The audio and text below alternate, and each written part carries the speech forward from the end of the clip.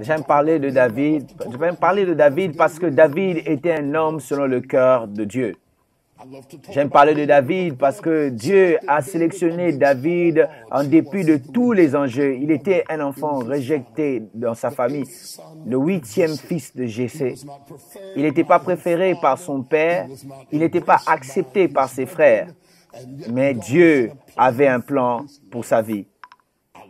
J'aime l'histoire qui se passe là derrière. Quelqu'un peut-être, et tout le monde peut regarder, te méprisant, te disant que tu ne diras rien, mais tu te lèves en dépit, tu te lèves en dépit de tous les enjeux. J'aime ça, j'aime ça. Ils ont envoyé David dans le champ pour nourrir les brebis et de pouvoir couper encore leur peau, parce qu'il était inutile. Ils ont laissé qu'il reste de l'autre côté, qu'il puisse être derrière ses frères. Parce que là, ça et là, mais Dieu avait un plan pour sa vie. Dieu a dit à Jérémie, avant que tu puisses être formé dans le ventre de ta mère, je te connaissais. Avant que tous les millions de spermatozoïdes puissent entrer dans le ventre de ta mère, je te connaissais et je t'ai choisi et j'ai mis toutes les cellules en toi. Je t'ai permis que tu puisses être toi. Je t'ai ordonné et je t'ai sanctifié. Ce n'est pas ta prière qui fait de toi un victorieux, même tu étais déjà choisi lorsque tu étais en train de nager dans le ventre de ta maman. Même avant la fondation du monde, je t'ai mis de côté à part parce que tu es là, tu es qui tu es, parce que je voulais que tu sois qui tu es. Avant que je puisse te former dans le ventre de ta maman, je te connaissais. Je t'avais consacré afin que tu deviennes un prophète de nation. Et quand je dis vie, tu vis et aucune maladie, aucun problème, aucun accident, aucune blessure ne peut t'enlever parce que j'ai décidé que tu puisses être et tu es le résultat de ma décision.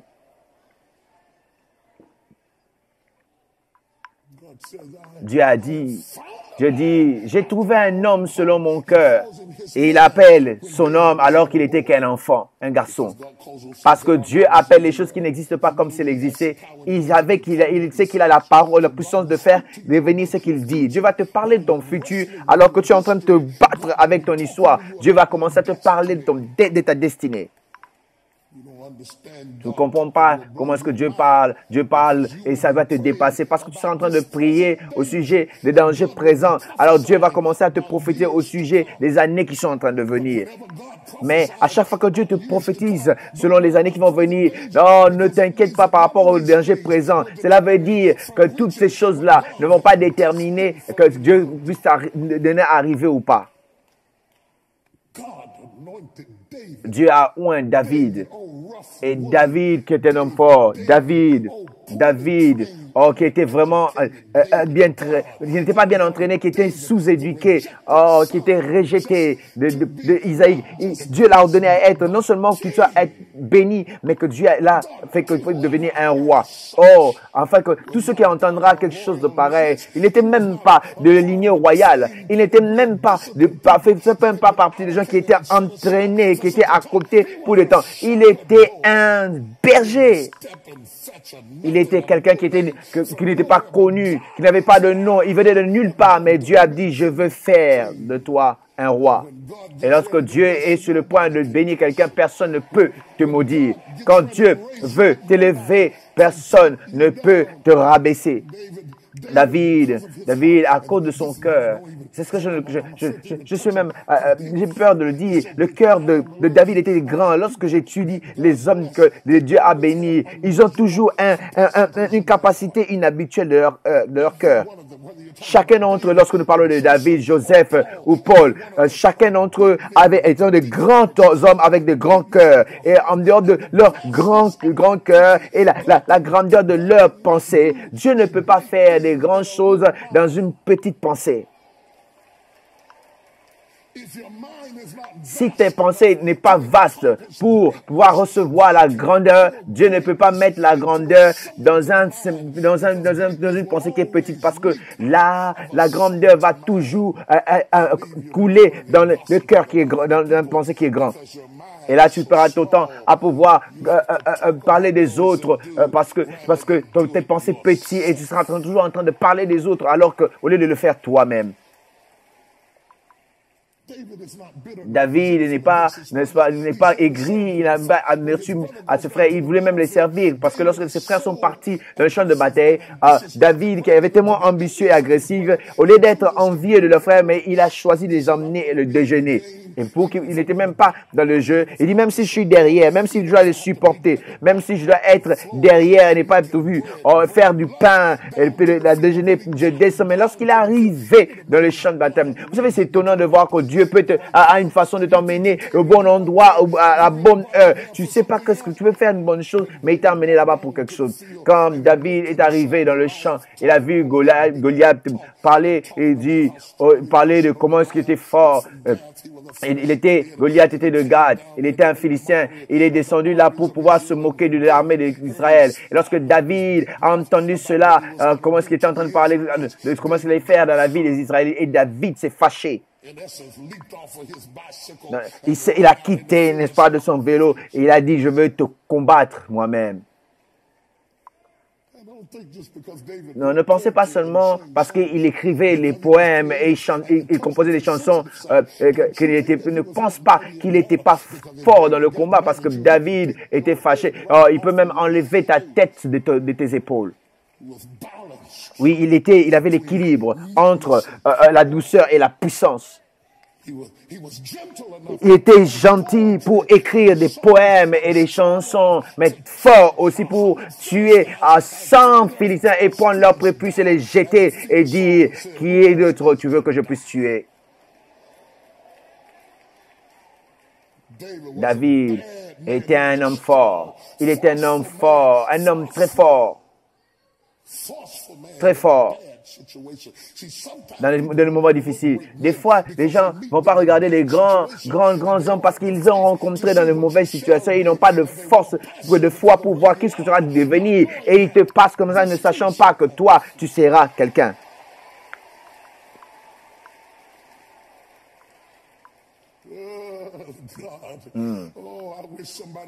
Oh, je souhaiterais que quelqu'un qui a une destinée ici puisse crier ici, il dit, je suis sur mon chemin.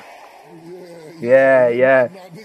Peut-être tu ne penses peut-être pas ça maintenant, mais je suis sur mon chemin. Je sais peut-être que je sens comme des brebis. J'ai peut-être, les os sont contre moi. Je n'ai peut-être pas de bons vêtements pour porter. Mais c'est comme si je serais rien. Mais Dieu a préparé quelque chose pour ma vie. Et je suis sur mon chemin pour aller là-bas. Oh yes. Oh yes. Oh yes. Vous savez comment David a combattu Goliath avec ce qu'il avait. Il avait, n'est-ce pas, une lance avec une pierre. Et une de ces pierres a touché le géant dans sa tête. Et la pierre n'a pas tué, mais l'a fait tomber. Et lorsque David a eu l'avantage, il a pris l'épée de Goliath et a coupé sa tête. Il dit, c'est fini. C'est fini, c'est fini. Il dit, c'est fini.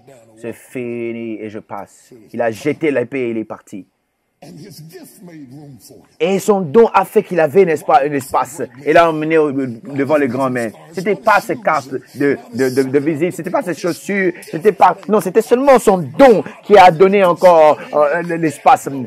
Lorsque Dieu fait avec ton travail, ton don, il va ouvrir, n'est-ce pas, l'espace pour toi. Oh, ton don va t'amener dans la grandeur. Ne cherche pas à aller dans la grandeur jusqu'à ce que tu puisses connaître ton don. Parce que c'est ton don qui va t'emmener devant les grands hommes. Si tu peux le faire, tu le feras devant les grands hommes.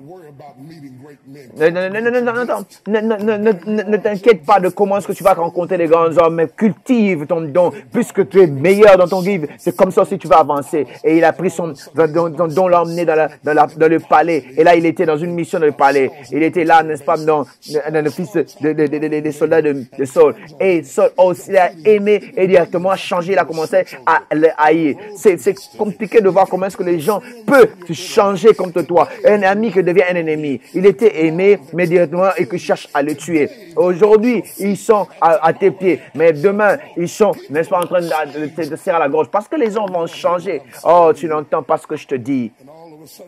Et directement, celui qui est invité au palais, et il cherche maintenant à le tuer. Il cherche à le détruire. Il va jeter son javelot, et David devait esquiver, mais il a continué à servir. Regardez, n'est-ce pas, la grandeur de son esprit. Oui, esquivant le javelot, mais continuant à servir. David savait que selon Samuel, le prophète Samuel, il allait devenir un roi. Il ne savait pas comment et quand, mais il savait qu'il allait devenir un roi. Et il était assez grand pour comprendre pourquoi est-ce que Saul, qu'il était en train, n'est-ce pas, de servir, était jaloux de lui. Parce que David savait qu'il allait devenir le prochain roi. Et il était capable de servir sans amertume de quelqu'un qui cherchait à le tuer. Oh, c'est étonnant, selon David. D'après David, David a aimé Saul, mais Saul cherchait à le tuer. Est-ce que tu veux porter la couronne? Est-ce que tu es grand assez en tant qu'homme pour regarder au-delà des habitudes de quelqu'un et les aimer malgré? Est-ce que tu as un grand cœur par rapport à ce que Dieu veut faire dans ta vie, ou tu t'arrêtes dans l'étape de sans pardon, et tu es resté là, quelque chose qui est arrivé il y a 10 ans, alors que Dieu te parle des choses qui viendront dans les 10 ans qui viennent. Il veut t'emmener là, il veut t'emmener, mais tu t'accroches toujours à ce qui a passé dans le temps passé. Mais enlève ça, laisse-les passer. Maintenant, David et Saul commencent à avoir leur relation. Vous savez, David est quelqu'un qui cherche à faire de son mieux pour que cela puisse avancer, alors qu'on cherche à tuer David, il cherche à fuir, il défend ne pas être, il a fait semblant d'être court, il entre dans la caverne, il cherche à courir et toutes ces choses que Saül a fait dans sa vie. Mais pourtant, David a toujours respecté Saul parce qu'il était le loin de Dieu. Jusqu'à ce que son temps soit arrivé, il continuait à respecter la position de Saul, de Saül. Maintenant, David devait aller dans la caverne d'Ulam et prendre 600 personnes. Il n'avait pas des soldats qui étaient bien habillés comme ceux de Saül, mais il avait des gens qui étaient bruts. Et ah oui, ils n'étaient pas vraiment ils étaient vraiment sauvages et ils étaient bruts, ils sont liés ensemble, et il a fait de cela une grande arme, sa petite armée, et aller, n'est-ce pas, dans commençant à combattant encore, faisant ce qu'il pouvait dans le même côté avec Saul, mais pas au même endroit avec Saul. Il a aimé, mais il ne peut pas rester avec lui parce qu'il a bougé loin de Saul, parce que Saul cherchait toujours à le tuer. Même David a laissé Saül, même s'il fallait quitter aussi Jonathan, qui était son meilleur ami, le meilleur ami qu'il n'avait jamais eu dans toute sa vie. Et il a aimé Jonathan de loin. Et il se cachait comme de Saül et il priait qu'il puisse. Il a fait tout ce qu'il a fait pour combattre le même combat de même côté, mais dans une perspective différente. Et maintenant, David est arrivé à Ziklag. Pour 1 année et 4 mois, il va demeurer à Ziklag. Et c'est ce temps-là qui va changer sa vie, qui va le placer dans la cour pour sa destinée, qui va faire que ce David est arrivé à Ziklag. Or, quelqu'un dit que David est arrivé à Ziklag. Il arrive à Ziklag avec Abigail, Aniram et ses femmes et tout cela, de Jébusite qui était avec lui. Et ils sont arrivés à Ziklag avec ses hommes et ils ont campé à Ziklag pour 1 année et 4 mois. Et ils sont allés là-bas pour aller combattant les Philistins. Ils sont sortis pour combattre. Lorsqu'ils sont partis pour combattre les Philistins et avoir la victoire sur eux, pouvoir verser le sang là-bas, ils ont tué tout ce qui devait être tué lorsqu'ils rentrent à Ziklag. S'attendant à ce que les femmes puissent chanter et les recevoir. Mais il n'y avait personne pour chanter, ils ont trouvé. Il n'y avait même pas l'odeur du pain qui est préparé. Il n'y avait pas de tout qui pouvait être préparé. Il n'y avait personne, il n'y avait pas un enfant qui jouait dans la rue. Et le temps était vide et le camp était déserté. Et ils ont vu le signe des Amalécites qui étaient là. Je vous ai dit les semaines passées que les Amalécites étaient les ennemis les plus féroces qu'ils avaient. Pas comme les Philistins, mais les Amalécites étaient spécialistes en t'attaquant ta vulnérabilité. Ils attaquaient ta faiblesse et non ta force. C'est comme ça qu'ils ont pris les femmes et les enfants. Ils étaient méchants. Ils n'étaient pas bons pour combattre les hommes. Ils sont allés attaquer la faiblesse. Et David, qui venait de combattre les Philistins, il rentre dans une maison encore, un village qui était détruit. On a violé les femmes, on a abusé des enfants. Parce qu'il devait encore battre les Amalécites. Et cela est arrivé à Tsiglag. Et Tsiglag est un endroit dans ta vie là où tu es en train de combattre ici. Avant que tu puisses terminer ici, il y a encore un autre démon, démon qui vient encore te combattre de ce côté. Tsiglag est un côté où, avant que tu puisses avoir la percée de ceci, une chose vient encore, et là tu es dans l'adversité et les troubles, et tu es poussé pour que tu puisses être brisé. Mais ne t'attends pas à une couronne jusqu'à ce que tu arrives à Tsiglag. Ne t'attends pas d'avoir maintenant, rien ne vient facilement, rien ne vient sans la lutte, rien ne vient sans conflit. Mais dans ce moyen, si tu traverses des moments difficiles de Tsiglag, je suis venu te dire, Dieu est sur le point de prendre la gloire, de se glorifier au travers de ça. Et là, un Tsiglag, tu dois comprendre, nous parlons de combat, mais jusqu'à ce que tu sois dans un combat, tu ne comprendras pas que le combat est fatigant. Le combat est vraiment fatigant. Même si tu gagnes, c'est toujours fatigant. Même si tu gagnes, tu es toujours à avoir des dommages. Peut-être un œil qui a coupé, un pied qui est brisé. Il y a d'autres personnes qui rentrent en train de saigner. Peut-être le genou saigne encore. J'ai été poignardé de côté. Ne croyez pas que la victoire c'est toujours fini. Peut-être des fois tu peux être un gagnant, mais que tu es blessé toujours. Quand il est venu de Tsiglag, tu peux vaincre, mais être fatigué. Tu peux survivre et être fatigué. Mais tu peux recevoir la maison encore, mais tu es fatigué. Tu peux reprendre ton travail, mais tu es toujours fatigué. Tu peux survivre la faillite, mais tu es fatigué. Tu peux vaincre le divorce, mais tu es toujours là. Oui, c'est vrai, tu as fait cela, mais la nuit, tu dis, je suis fatigué. S'il y a encore une autre chose qui vient contre moi, je ne serai pas capable de tenir. Vous savez, tout le monde peut traiter avec des vaillants parce qu'ils sont impressionnés par leur armure, mais ils ne voient pas la peine, ils ne voient pas leurs genoux, ils ne voient pas. Mais la victoire va te coûter toujours quelque chose. À moins que tu puisses perdre, c'est fini. Mais quand tu gagnes, tu rentres. Mais des fois, tu ne peux même pas te réjouir de tous les butins que tu as parce que ça t'a coûté tellement beaucoup de choses pour que tu puisses les avoir. Et David est revenu du combat cherchant à être reconforté, mais il avait encore le conflit. Est-ce que tu as déjà cherché le confort, être reconforté, mais tu trouves encore le conflit? Tu cherches à être reconforté, mais tu retrouves encore dans le conflit. Si tu ne fais pas attention, tu vas te retrouver dans un point où tu arrêtes même de chercher le réconfort parce que tu es tellement habitué au conflit et tu ne t'attends même plus à ce que quelque chose puisse arriver encore meilleur. Et rentre là en train de boiter à un conflit encore. Et là, j'aimerais que vous puissiez comprendre et que vous voyez ceci. Lorsque ces hommes qui sont revenus du combat avec lui et vu que leurs enfants et leurs femmes étaient partis, ils sont fâchés contre David et ils ont voulu le tuer. Il a combattu les Philistins. Et maintenant, les Amalécites encore. Et maintenant, ses propres hommes sont tournés contre lui. Ah, ça, c'est vraiment difficile. Parce que c'est difficile de combattre qui vous aimez.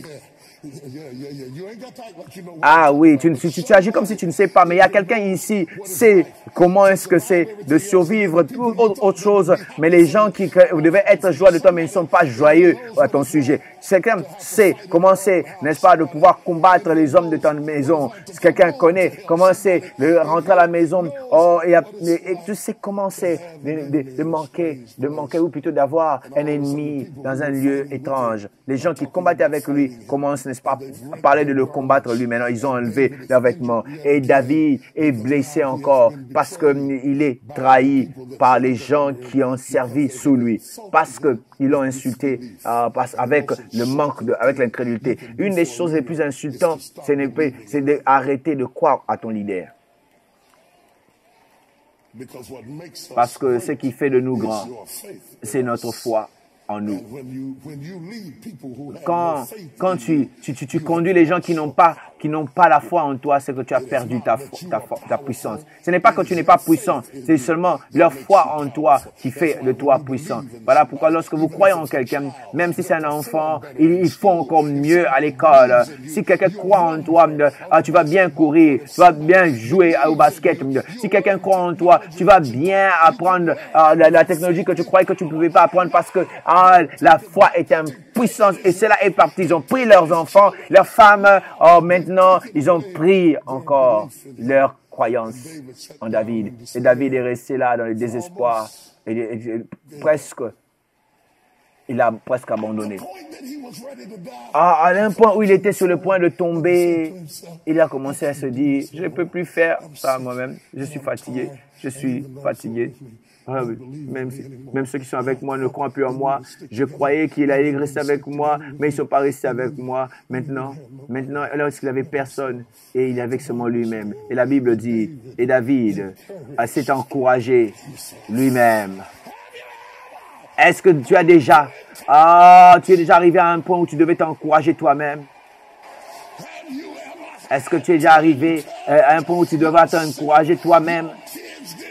Tes enfants n'ont pas fait cela, ton mari n'a pas fait cela, ta femme n'a pas fait cela, les troubles et les problèmes venaient pour te tuer, Satan s'est levé, je l'ai eu maintenant, mais les pleurs peuvent durer la nuit, mais la joie vient le matin.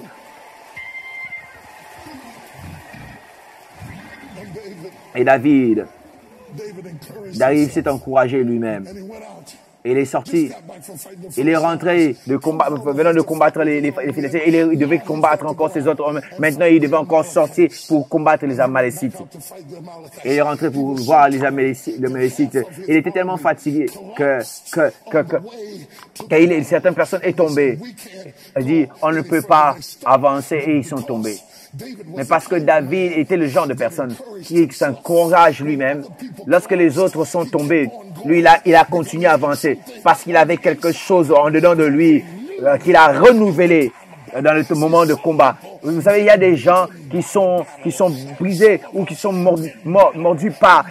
Il y a des gens qui sont battus par le combat, mais d'autres deviennent meilleurs par le combat.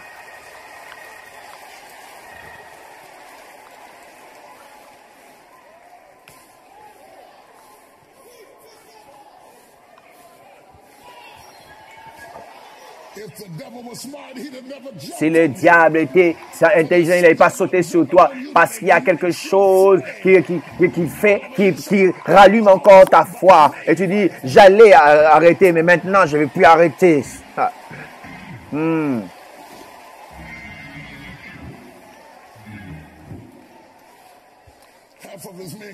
Et la moitié de ces gens sont tombés. Ils sont tombés à côté de la rivière, à côté du pont. Ils disent, non, vous restez ici, nous allons. Des fois, tout le monde avec toi ne peut pas continuer avec toi. Parce que tout le monde n'a pas la capacité de pouvoir rencontrer, de faire face aux déceptions et continuer avec toi. Il les a pas réprimandés d'être fatigués. Il est resté avec, il n'est même pas resté avec eux lorsqu'ils étaient fatigués. Il les a aimés, mais il a continué d'avancer. Il y a des gens, tu peux continuer à les aimer, mais continue aussi à avancer. Je suis désolé que tu es fatigué, mais je dois combattre toujours. Je suis désolé que tu as abandonné, mais moi je dois avancer. Tape la main de quelqu'un, dis avance. Oh, arrête de te culpabiliser parce que les autres sont fatigués. Ne sois plus culpabilisé lorsque tu n'es pas mort, lorsque les autres sont morts, parce que les autres ont abandonné. Parce que lorsque les gens abandonnent, ils veulent aussi que tu puisses abandonner. Mais dis à l'enfer que je ne viens pas.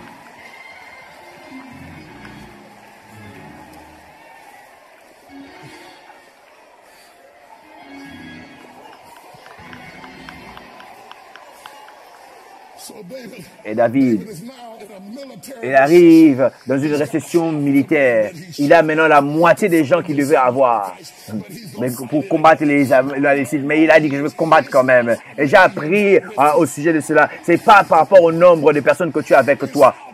Mais c'est comment dur et fort tu es.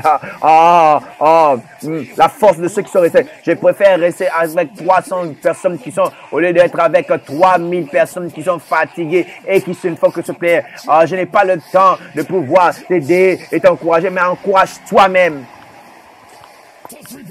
Touche 3 personnes, dis quelque chose est sur le point d'arriver. Quelque chose est sur le point d'arriver. Quelque chose est sur le point d'arriver. Quelque chose est sur le point d'arriver dans ta vie. Si tu as traversé les combats, les combats, les combats et les combats, quelque chose est sur le point d'arriver dans ta vie. Si tu as rencontré, fait face à la déception et l'adversité et les traumatismes, je vais te dire quelque chose est arrivé, est sur le point d'arriver, même dans les peu de périodes de temps. Tu as eu un temps de trouble qui a duré. Cela veut dire que quelque chose est sur le point d'arriver dans ta vie.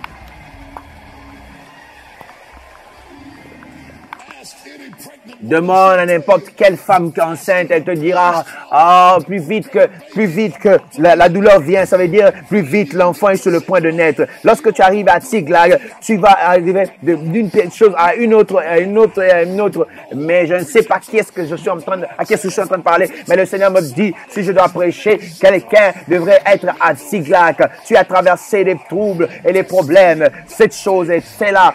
Et les choses, c'est l'autre chose encore.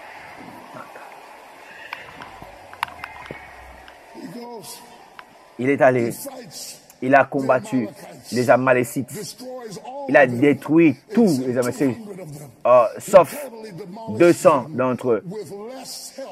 Il les a détruits avec peu d'aide que lorsqu'il avait combattu, par rapport à ce qu'il avait que lorsqu'il avait combattu les Philistins. Et Dieu a dit que tu as peu d'aide maintenant que tu avais avant, mais tu feras beaucoup plus avec cela que tu n'as jamais fait avant. Je ne sais pas à qui est-ce que je suis en train de parler. Je ne sais pas. Mais le Seigneur dit, les enjeux sont contre toi. Mais s'il est avec toi, il est plus que tout le monde contre toi. C'est à qui je parle, prends 60 secondes, donne-lui encore une louange. Touche 3 personnes, dis, utilise ce qui te reste. Utilise ce qui te reste. Utilise ce qui te reste. Prends ce qui te reste. La petite chose que tu as, utilise cela. Prends ces 2 pains, 2 poissons et ces 5 points. Et prends cette petite huile. Prends ce que tu as encore, qui te reste.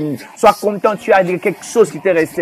Dieu va utiliser ce que tu as, qui te reste, pour avoir la victoire. Je souhaiterais parler encore. Non, j'aimerais bien avoir une louange de victoire en ce lieu. Hallelujah.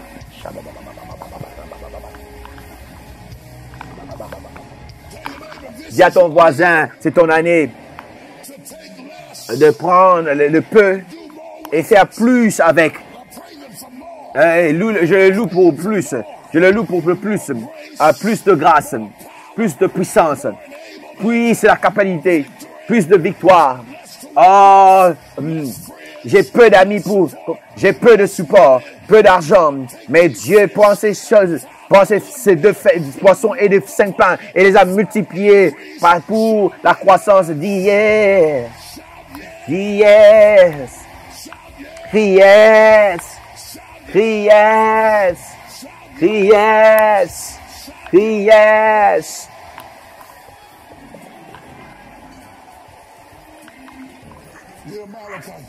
Les Amalécites. Et ils sont rentrés. Il est rentré de la bataille avec les Amalécites. Alors qu'il arrive seulement à la maison, seulement 2 jours après, à Tiglag, lorsque c'est devenu pire, quelqu'un, ton temps est arrivé à Tiglag. Tu as traversé des troubles, tu as traversé des moments difficiles, les luttes, après des troubles. Mais c'est l'année de changement dans ta vie.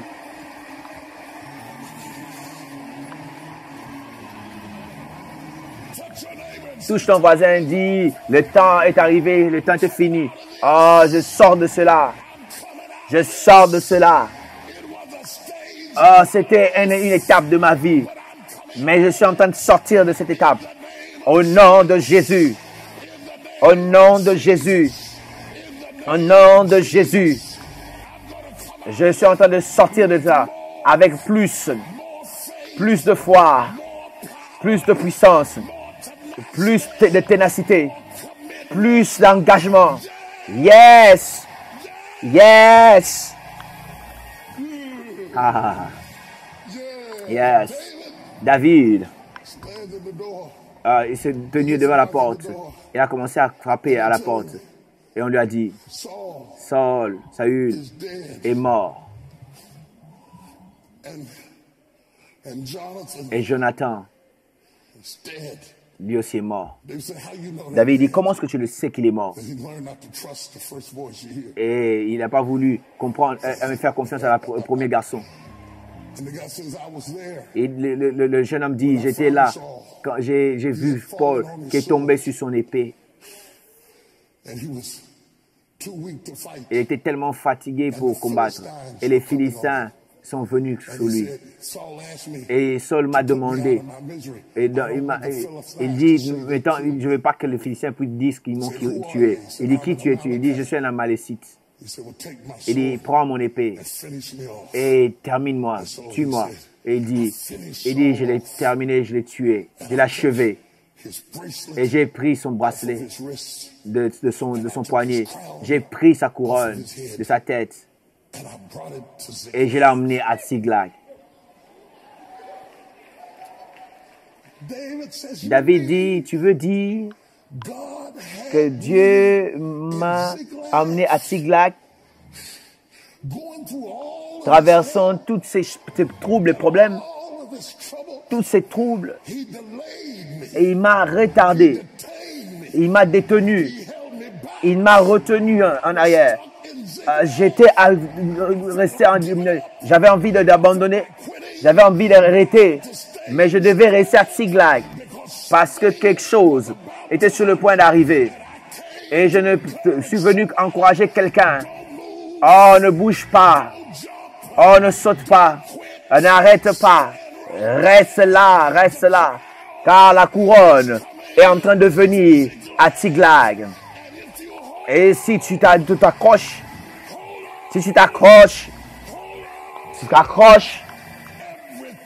toutes les choses que Dieu a promises.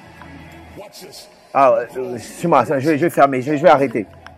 Tout ce que Dieu a promis, t'a promis, va te rencontrer à l'endroit de ta douleur. Ah, montre-moi l'endroit de la plus grande douleur et je te montrerai l'endroit de la plus grande promotion. Montre-moi dans le lieu où on t'a éprouvé et je vais te montrer la place de ton destinée prophétique. Et Dieu m'a dit de te dire, tu n'as pas besoin d'aller vers la croix.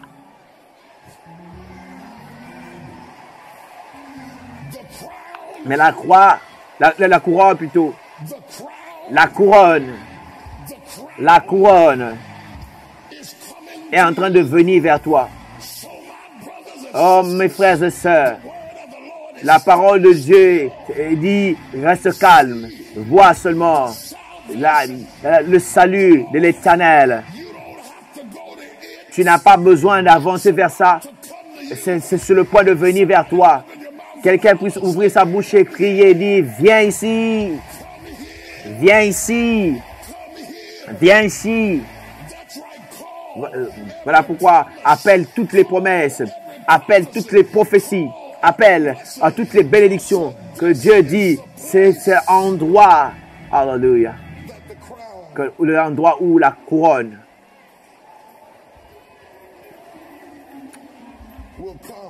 viendra. Ça va te rencontrer dans l'endroit de ta plus grande douleur. J'étais choqué de savoir que David était à Tsiglag pour 1 année et 4 mois. Quand nous lisons, nous avons l'impression que c'était pendant 20 ans. Mais dans une petite période, il a traversé beaucoup de choses. être même brisé au point de pouvoir abandonner. Mais si tu n'as jamais senti cela, que les choses que j'ai prêchées ce matin,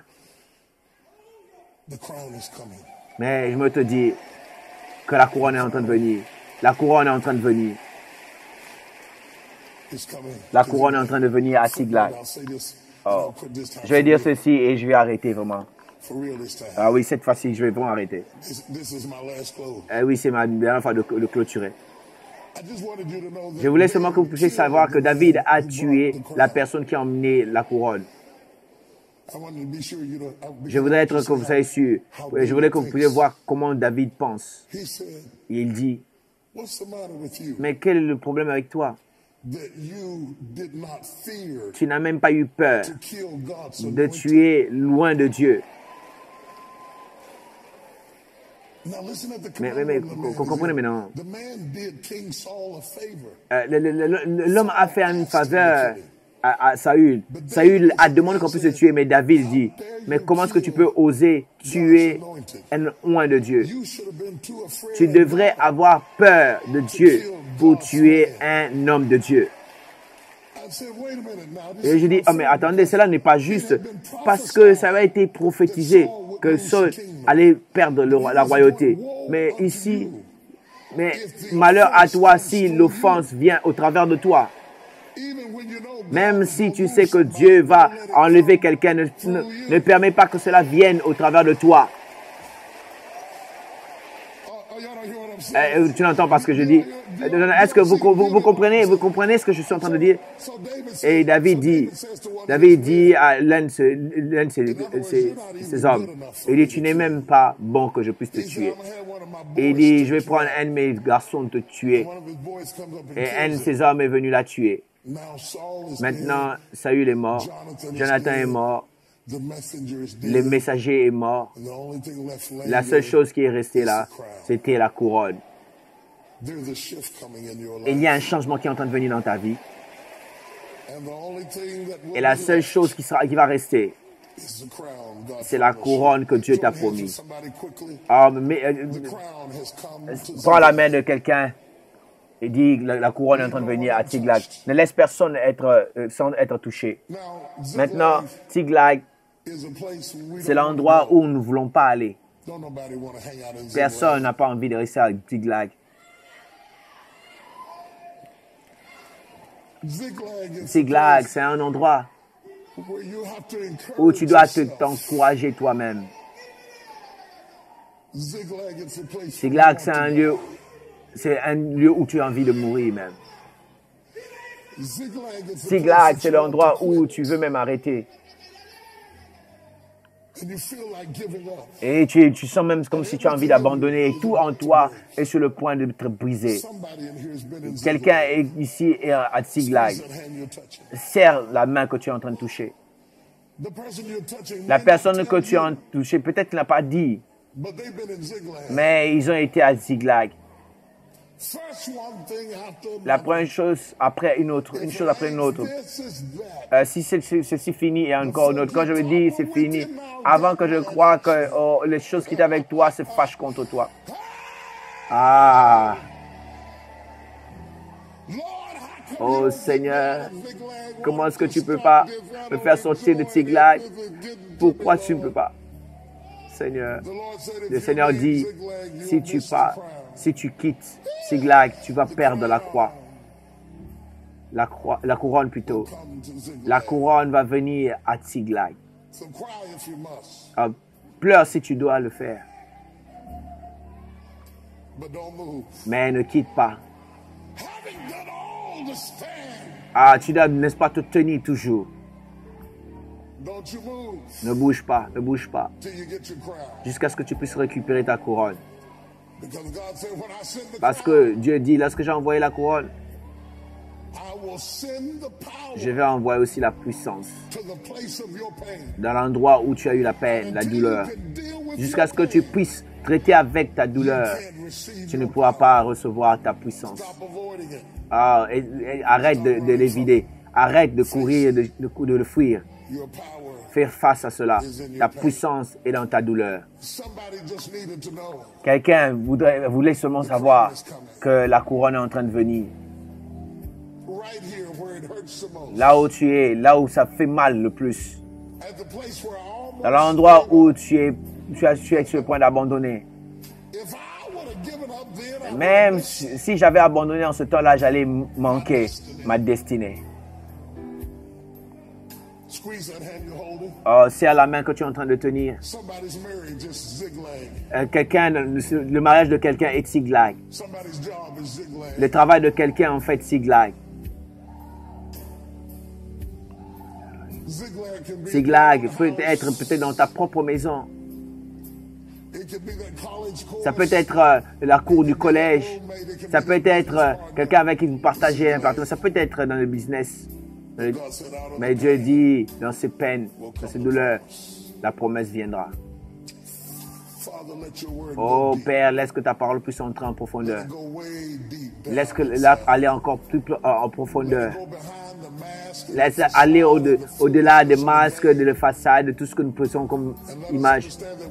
Mais laisse-nous à comprendre que nous ne sommes pas arrivés ici par accident, mais nous sommes les enfants de destinée. Et que tu as parlé sur nos vies, même dans le milieu de douleur. La douleur n'est pas la promesse, mais va réduire la promesse. Oh, plus que le travail est fort, plus l'enfant est en train de venir. Nous te bénissons pour la puissance de briser. Nous te bénissons pour l'esprit de la libération en ce lieu. Nous te bénissons pour l'esprit de libération en ce lieu.